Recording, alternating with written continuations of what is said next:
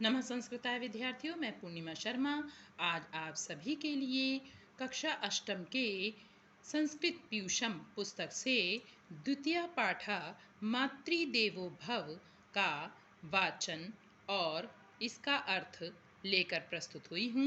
तो प्रारंभ करते हैं पाठ का वाचन और अर्थ। मुकुलः एकः बालकः अस्ति। मुकुल एक बालक है। तस्य एकं मित्रम् अस्ति। उसका एक मित्र है। तस्य नाम सतीशः अस्ति। उसका नाम सतीश है। एकदा सतीशस्य जननी ज्वरेण पीड़िता अभवत। एक बार सतीश की जननी मतलब माता, ज्वरेण कहते हैं बुखार, बुखार से पीड़िता मतलब पीड़ित हुई। एक बार सतीश की माता बुखार से पीड़ित हुई। सा अवदत, वह बोली। देखिए यहाँ पे सा जो लिखा हुआ है वो स्त्रीलिंग का है। तो यहाँ पर इस पाठ में स्त्रीलिंग में किसका नाम आया है? सतीश की माता का। तो इससे पता चलता है कि यहाँ पर सा जो प्रयोग हुआ है वो स्त्रीलिंग के लिए प्रयोग हुआ है। तो अर्थ क्या बनेगा? वह बोली।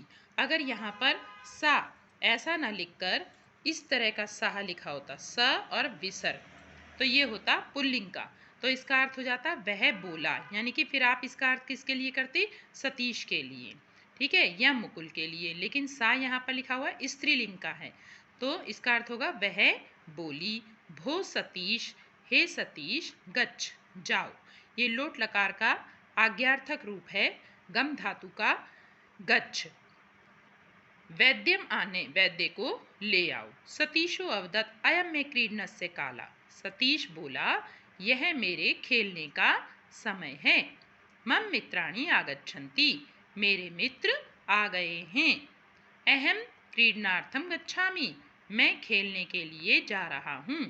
इति उक्त्वा सः बहिः अगच्छत्, ऐसा कहकर, उक्त्वा मतलब कहकर, इसमें इक्त्वा प्रत्यय लगा है। कौन सा प्रत्यय लगा है? देखो ऐसे, ये और फिर ये, ऐसे।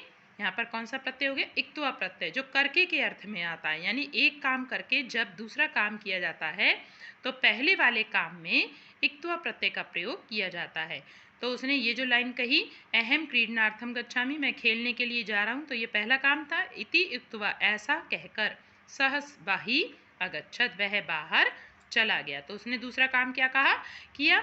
एक बार तो वह खेलने के लिए जाता हूँ ऐसा बोला, और फिर दूसरा काम उसने क्या किया? वह बाहर चला गया। तो यहाँ पर इक्त्वा प्रत्यय का प्रयोग किया गया है।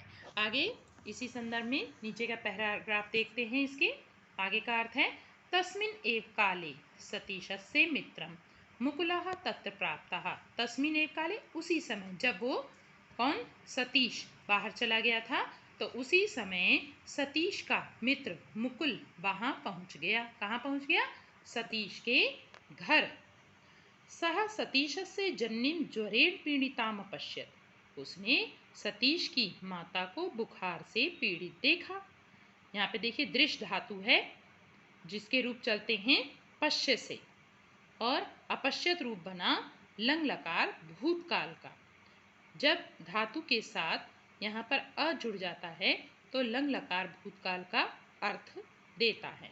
अधिकांश स्थानों पर आप लंग लकार भूतकाल में अ जुड़ा हुआ पाएंगे। सह ताम अपृच्छत, सह देखिए पहले मैंने अभी ऊपर बताया था आपको, ये वाला सह पुल्लिंग के लिए प्रयोग होता है। तो सह किसके लिए प्रयोग हुआ है? सह यानी उसने, किसने? मुकुल आया था ना उसके घर, तो मुकुल ने, यानी उसने, ताम मतलब उससे पूछा। किससे पूछा?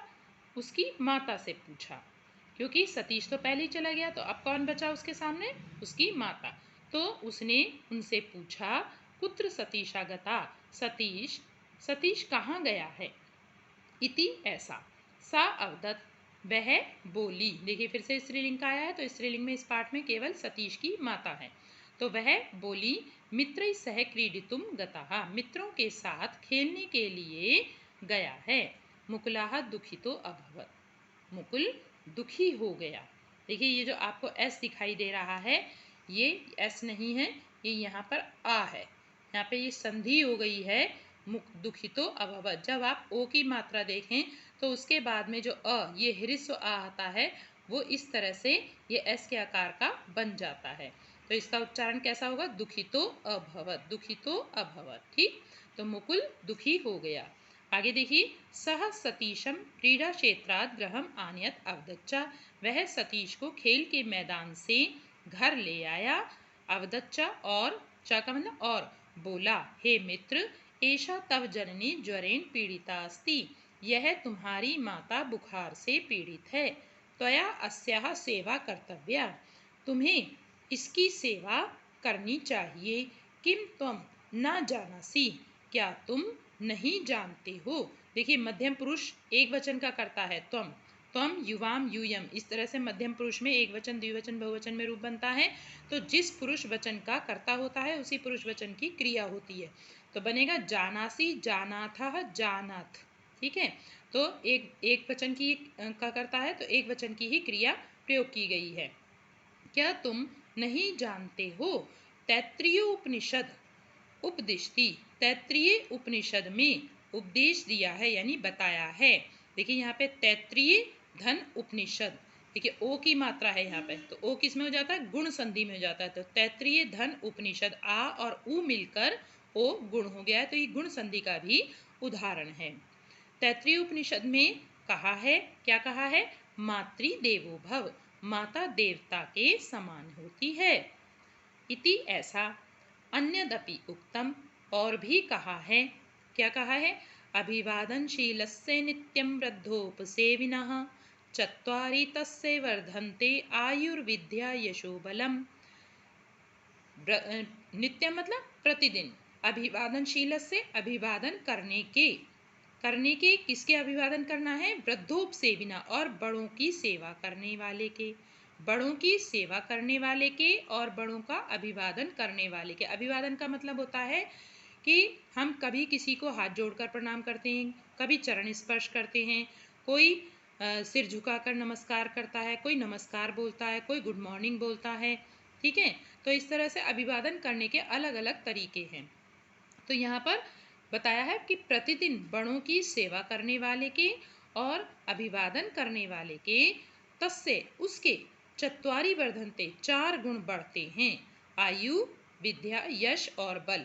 आयु कैसे बढ़ती है? कि जब हम किसी को अभिवादन करते हैं तो वो हमें दीर्घायु होने का आशीर्वाद देता है। अब जो बच्चे पढ़ते हैं तो उन्हें विद्या का, खूब पढ़ो लिखो बड़े हो, इस तरह से आशीर्वाद मिलता है। यश, और जब बच्चे अच्छा कार्य करते हैं तो उनका यश फैलता है। ठीक है, कि लोग उनकी प्रशंसा करते हैं कि वह बच्चा बहुत आज्ञाकारी है, बहुत होशियार है, तो इस तरह से उसका यश फैलता है। और इस सब से जो है शक्ति मिलती है, तो बल बढ़ता है। तो क्या बढ़ता है? कि आयु, विद्या, यश और उसके ये 4 गुण बढ़ते हैं। किसके? प्रतिदिन बड़ों की सेवा करने वाले के और बड़ों का अभिवादन करने वाले के, उसके 4 गुण बढ़ते हैं, आयु, विद्या, यश और बल। अधुना सत्वरम गच्छ, अब सत्वरम मतलब शीघ्र, गच्छ मतलब जाओ। देखो गच्छ पहले भी आया, मध्यम पुरुष एक वचन का है, लोट लकार का है, गम धातु का रूप है। गम धातु लोट लकार मध्यम पुरुष एक वचन में बनेगा गच्छ। अब शीघ्र जाओ, चिकित्सकम च आने, और चिकित्सक को आने मतलब ले आओ। इति श्रुत्वा सतीशः वैद्यमान्य, ऐसा, श्रुत्वा मतलब सुनकर। देखिए श्रु धातु है, सुनने के अर्थ में आती है। और जैसे अभी मैंने ऊपर बताया था आपको, उक्त्वा में इक्त्व प्रत्यय लगा है। देखिए ये प्रत्यय अभी आपने ऊपर पढ़ा था मेरे से, इक्त्वा, ये प्रत्यय लगा है जो इसमें लगा है। ऐसे ही यहाँ पर भी आप देख रहे हैं श्रुत्वा लिखा हुआ है, तो इक्त्वा प्रत्यय लगा है। तो एक काम करके, यानी उसने ये बात सुनी, और दूसरा काम क्या किया? सतीश वैद्य को ले आया। तो 2 काम किए। तो पहले वाले काम में जो उसने किया था सुनने का, वो उसमें आपका इक्त्वा प्रत्यय लगा है।